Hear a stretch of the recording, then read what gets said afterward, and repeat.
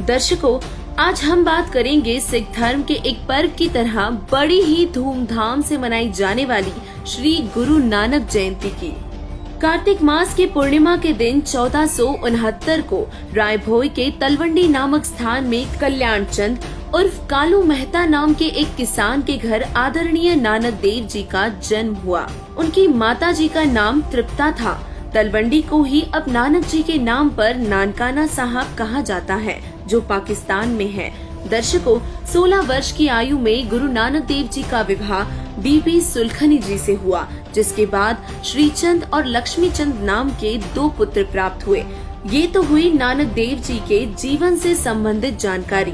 अब हम जानेंगे नानक देव जी के पूर्व जन्मों के बारे में। दर्शकों, सतयुग में गुरु नानक देव जी वाली आत्मा राजा अम्बरीश थे, जहां पूर्ण परमात्मा संत रूप में उन्हें मिले और भक्ति करने के लिए प्रेरित किया। परंतु राजा अम्बरीश परमात्मा द्वारा बताई सद्भक्ति न करके भगवान विष्णु जी को ही अपना इष्ट मानकर ब्रह्म तक की उपासना करने लगे। दुर्वासा ऋषि जी को भी उनके सामने नतमस्तक होना पड़ा था।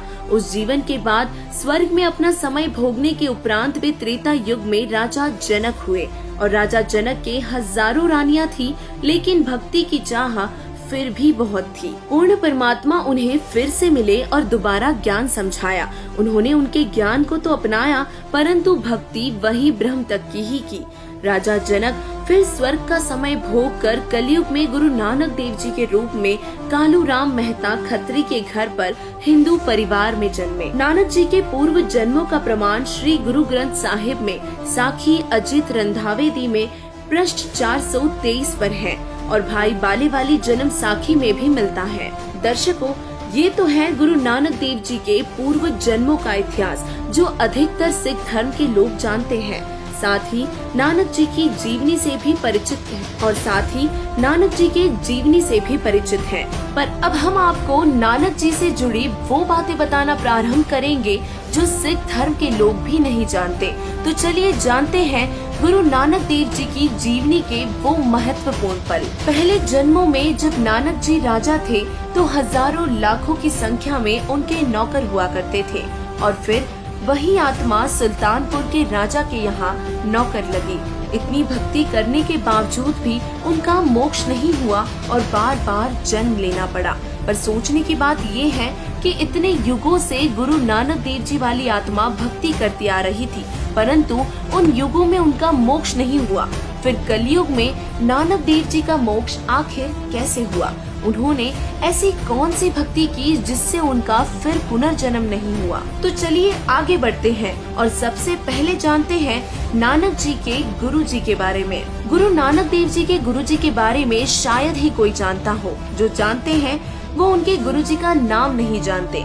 बस इतना पता है कि नानक जी के गुरु जी बाबा जिंदा थे, तो कोई कहता है कि पंडित उनके गुरु थे जिन्होंने उन्हें अक्षर ज्ञान दिया था, और जो नहीं जानते वो कहते हैं कि नानक जी का कोई गुरु नहीं था। तो पहले हम ये सिद्ध करेंगे कि गुरु नानक देव जी ने भी गुरु बनाया था, जिनसे उन्हें अक्षर ज्ञान नहीं आध्यात्मिक ज्ञान हुआ था। भाई बाले वाली जन्म साखी के 251 पृष्ठ पर सिद्धानाल गोष्ठी होई टॉपिक में नानक जी मर्दाने को कहते हैं कि सानू करतार ने एड्डा वड्डा यानी इतना बड़ा गुरु मिलाया है जो परमात्मा से कम नहीं और उसकी कृपा के बिना हमें दिखाई नहीं देता, यानी उसकी कृपा के बिना उसके दर्शन नहीं होते। इससे स्पष्ट होता है कि नानक जी के गुरु जी थे।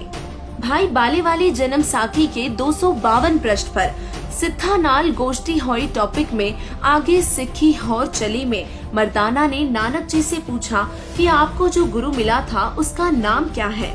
गुरु नानक जी ने बताया कि उसका नाम बाबा जिंदा है। उसे बाबा जिंदा कहते हैं। जल और पवन उसके हुक्म पर चलते हैं और अग्नि और मिट्टी भी उसके हुक्म में है। फिर मर्दाना पूछता है कि हम भी तो आपके साथ ही थे, फिर आपको वो गुरु कब मिला?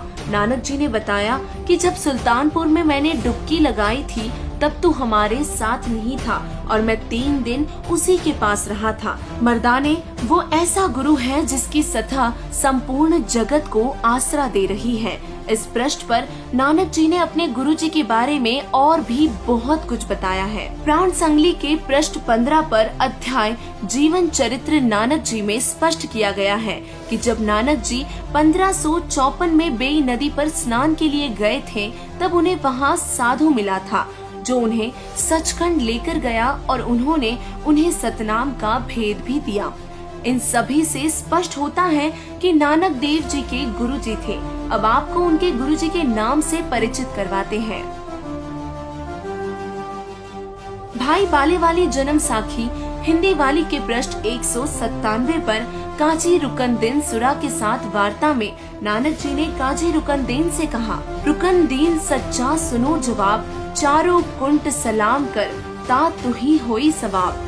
आगे 198 पृष्ठ पर लिखा है, खालिक आदम सिर जिया, आलम बड़ा कबीर, कायम दायम कुदरती, सिर पीरा दे पीर। आगे फिर इसी पृष्ठ पर लिखा है, सजदे करे खुदाई नू, आलम बड़ा कबीर। इसमें स्पष्ट है कि आदम यानी मनुष्य की सृष्टि करने वाला आलम बड़ा कबीर है और वो सभी पीरों का पीर है।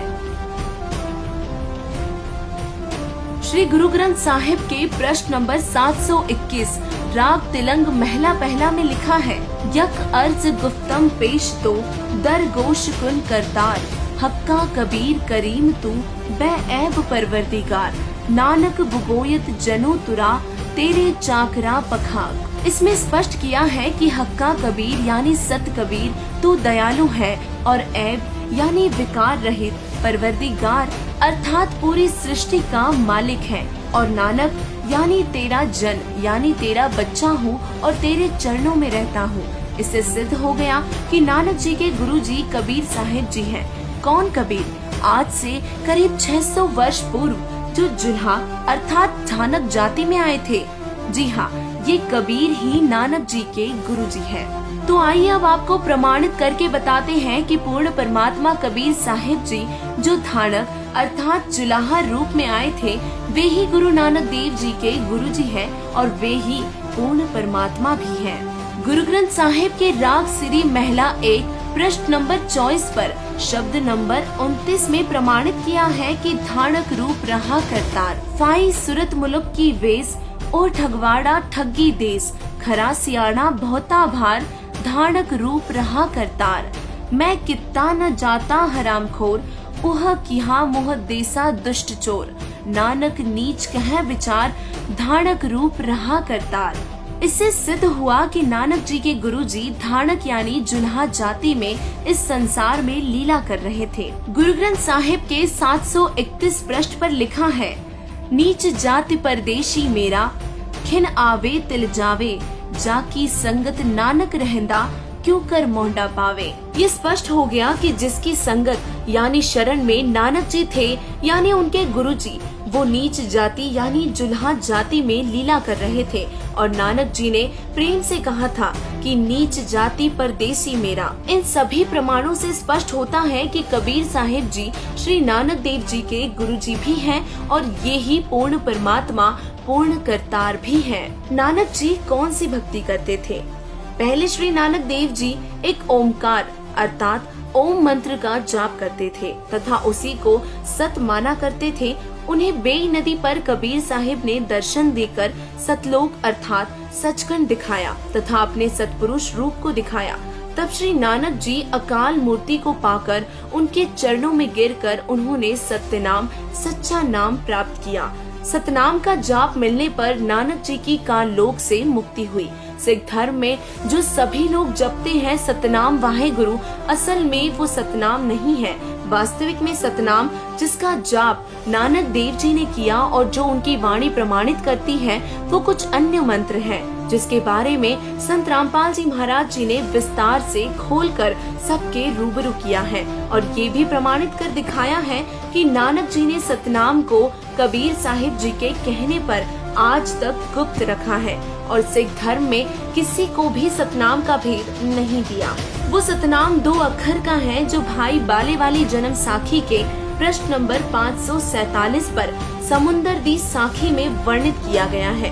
प्राण संगली द्वितीय भाग के 103 पृष्ठ पर भी सतनाम के 2 अक्षर वर्णित हैं। इस अनमोल मंत्र सतनाम को उस समय गुप्त रखने के लिए नानक जी को कहा गया था। साखी सचखंड की के पृष्ठ नंबर 309 पर लिखा गया है कि नानक जी को परमात्मा ने सतनाम को गुप्त रखने का आदेश दिया है, जिस कारण उन्होंने परमात्मा के आदेश के बिना अपने किसी भी अनुयायी को सतनाम नहीं दिया। तो आइए अब आपको बताते हैं कि नानक जी जिस सचखंड गए थे वो सचखंड कैसा है। साखी सचखंड की पृष्ठ संख्या 309 पर सचखंड की साखी अध्याय में सचखंड की महिमा बताई गई है। सचखंड प्रकाशित लोक है जहाँ प्रकाश रूपी सिंहासन पर निरंकार स्वयं विराजमान है और देवी देवता अपने अपने हाथ बांधे हुए आज्ञा की प्रतीक्षा में खड़े हैं। सचखंड अमर लोक है जहाँ जाने के बाद साधक फिर लौटकर वापस नहीं आता। परमेश्वर कबीर साहिब जी की भक्ति करने के बाद मोक्ष होने पर नानक जी सचखंड गए थे, जिसके बाद उनका जन्म और मृत्यु का चक्र समाप्त हुआ। जिस प्रकार गुरु नानक देव जी का परमेश्वर कबीर साहिब जी की शरण में आकर मोक्ष मंत्रों का जाप करने से मोक्ष हुआ, ठीक उसी प्रकार आप सब भी पूर्ण गुरु जगत गुरु तत्वदर्शी संत रामपाल जी महाराज जी की शरण में आकर उनसे नाम दीक्षा लेकर अपना मोक्ष करवा सकते हो। वर्तमान में केवल संत रामपाल जी महाराज जी ही एकमात्र पूर्ण संत है जो 2 अक्षर का सतनाम दे रहे हैं और जिसका जाप करने से नानक जी का मोक्ष हुआ। आप सभी से निवेदन है कि पूर्ण गुरु को पहचानने में अब और देर न करें और सदगुरु संत रामपाल जी महाराज जी की शरण में आकर अपना कल्याण करवाएं। धन्यवाद।